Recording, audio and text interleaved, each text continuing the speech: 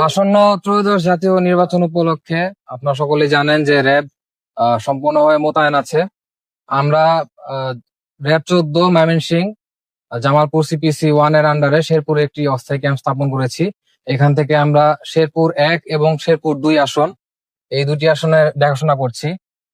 এই দুটি আসনে শেরপুর সদর, নলকা এবং নালিতাবাড়ি, এই তিনটি উপজেলাতে আমরা মূলত আমাদের টহল কার্যক্রম পরিচালনা করছি। আমরা আমাদের র্যাবের রোবাস্ট পেট্রোলিং কে অত্যন্ত গুরুত্বের সাথে বিবেচনা করছি এবং আমরা এই অনুযায়ী কার্যক্রম পরিচালনা করছি। এর পাশাপাশি আমাদের নিয়মিত টহল দিনে এবং রাতে সম্পূর্ণভাবে চলমান রয়েছে। বর্তমানে আল্লাহর রহমতে এখানে কোনো ধরনের সমস্যার সম্মুখীন আমরা হইনি বা কোনো ধরনের সমস্যা হওয়ার সম্ভাবনা আপাতত নেই। এরপরেও দু একটি ক্ষুদ্র ঘটনা ঘটলেও থাকতে পারে, বাট সেগুলো আমরা খুব সুন্দরভাবে যৌথ বাহিনীর সাথে সমন্বয়পূর্বক, জেলা প্রশাসনের সাথে সমন্বয়পূর্বক আমরা সেগুলো মোকাবেলা করছি।